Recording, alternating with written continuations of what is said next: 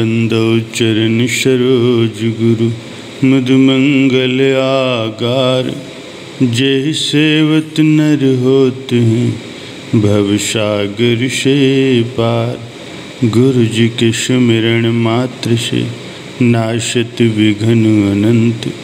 तासे सर्वारंभ में ध्यावत हैं सब संत।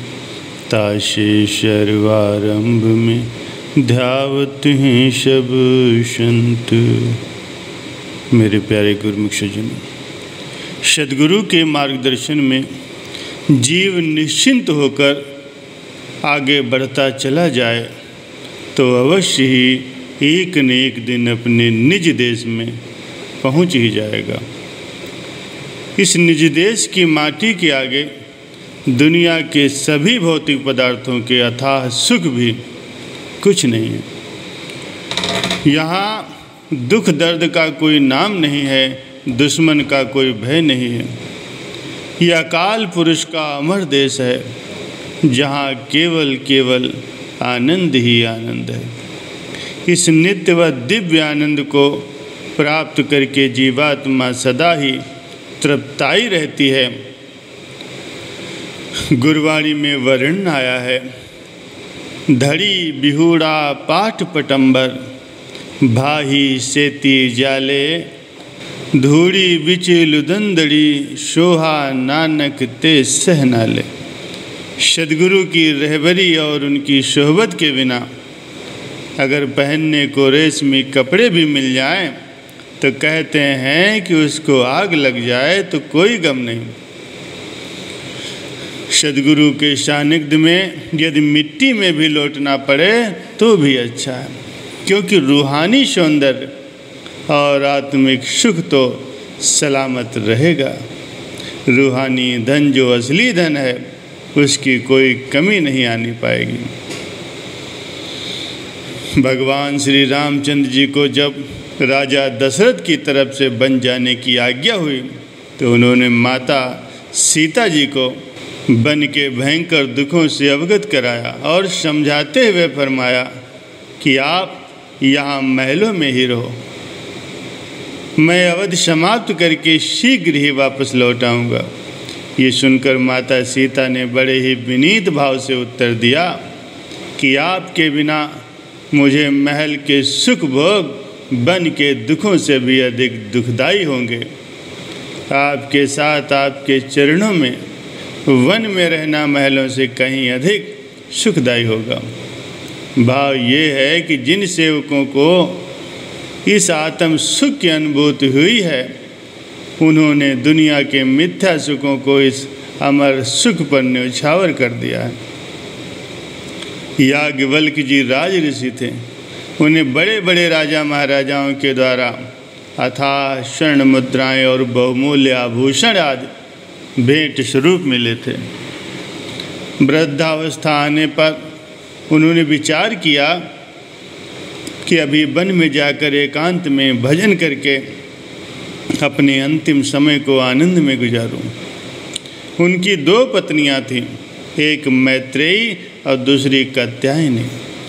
उन्होंने दोनों को बुलाकर बड़े प्रेम सहित कहा, आप इस अपार धनराशि को बांट लें, क्योंकि मेरा विचार अब वन में जाकर भजन बंदगी करने का है। मैत्रेयी ने विनती की कि आप ये सारा धन कात्यायनी को सौंप दें और मुझे अपने साथ वन में ले चलें। ऋषि याज्ञवल्क्य जी ने कहा कि बिन के दुख तुमको सहन करने पड़ेंगे, इसीलिए हमारे विचार से तुम यहीं रहो। मैत्रेयी ने कहा कि मामूली समझ वाला इंसान भी सुख को छोड़कर दुख की ओर मुख नहीं करता, फिर आप तो विद्वानों के भी शिरोमणि हैं। आप इतनी धन संपदा का त्याग करके यदि वन में जा रहे हैं तो अवश्य ही किसी ऐसे सुख की प्राप्ति के लिए जा रहे होंगे जो इतनी धन संपदा से भी प्राप्त नहीं हो सकता। इसीलिए मुझे भी उस आनंद की ही चाहना है जिसके लिए आप राजा महाराजाओं से मिलने वाले मान सम्मान और धन की परवाह किए बिना ही वन की ओर जा रहे हैं। ऋषि याज्ञवल्क्य जी मैत्रेयी को अधिकारी जानकर अपने साथ वन में ले गए। वन में ऋषि जी की पावन संगत में उसने वो आत्म सुख को पाया जो शाश्वत और अविनाशी था, जिसका कभी भी नाश नहीं हो सकता था। कात्यायनी को धन तो मिला, लेकिन उसके दुखदायी परिणामों से भी वो वंचित न रह सकी। त्रिकाल द्रव्य दुख में उपाय रक्ष अंत में। इस सुक्तावली में फरमाया है कि सांसारिक धन तीनों कालों में दुखदायी होता है। सर्वप्रथम तो धन अर्जित करने में ही दुख सहना पड़ता है, फिर उसकी रक्षा करने की कठिनाई, और जब वो खर्च होकर नष्ट होता है तब भी अपार दुख का कारण बनता है। कात्यायनी की भी यही दशा हुई। अंततः ऋषि पराशर जी से ज्ञान प्राप्त कर उसने सच्चा सुख पाया। जिन भाग्यशाली गुरुमुखों को पूर्ण महापुरुषों की रहबरी मिल जाती है, वे जगत को झूठ समझकर उसे दिल में स्थान नहीं देते। एक सेवक को किसी दुष्ट आदमी ने बिना किसी वजह के खूब परेशान किया। बात जब जज के कानों तक पहुंची तो उसने फैसला दिया कि ये सेवक स्वयं ही अपने विचार से जो सजा इसे निश्चित करेगा, उस दुष्ट को वही सजा दी जाएगी। उसने बिना किसी कारण के इस सेवक को सताया है, इसीलिए उसे इसका परिणाम भी भुगतना पड़ेगा। ये सुनकर सेवक ने कहा कि इस आदमी को ढेर सारा धन दे करके छोड़ दिया जाए। जज ये सुन करके बड़ा हैरान हुआ और बोला कि मैंने तुम्हें इसे सज़ा देने को कहा था, न कि पुरस्कार देने के लिए।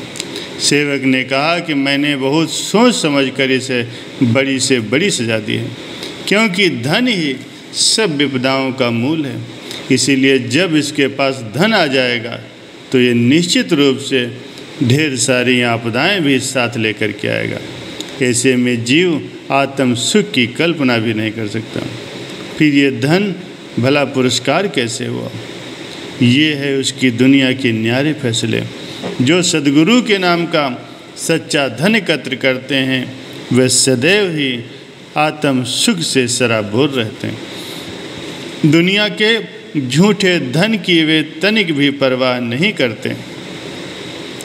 एक सेवक गर्मी के दिनों में छत पर सोया हुआ था। रात को चोर उसके घर का सारा धनमाल चुरा करके ले गए। सुबह हुई, जब वो नीचे उतरा तो सब कुछ चोरी हुआ देखकर जोर जोर से हंसने लगा। उसे हंसता हुआ देखकर लोगों ने हैरान होकर उसके हंसने का कारण पूछा। वो कहने लगा कि सब कुछ चोरी हो जाने पर भी मैं लाभ में हूँ, क्योंकि जब मैं इस दुनिया में आया था तब मैं निर्वस्त्र था, लेकिन अब मैंने शरीर पर ये वस्त्र धारण कर रखे हैं, इसीलिए अब भी मैं लाभ में ही हूँ। ऐसा सांत्वना भरा उत्तर पाकर वे सब उस सेवक के चरणों में नतमस्तक हो गए और कहने लगे कि आप धन्य हैं, आपने सच्ची संपदा एकत्र कर रखी है। भगवान की रजा में राजी रहना आपने सीख लिया। मालिक की प्रेरणा से सब लोगों ने उसके पुराने सामान के बदले में उसे नया सामान व कपड़े आदि खरीद करके दे दिए। कुछ दिनों के पश्चात वो चोर भी पकड़े गए, उनसे भी सारा सामान वापस ले लिया गया। इस प्रकार प्रभु के प्यारे यहाँ भी सकुशल रहते हैं और आत्म सुख से माला माल होकर के अपना परलोक भी सुहेला बना लेते हैं।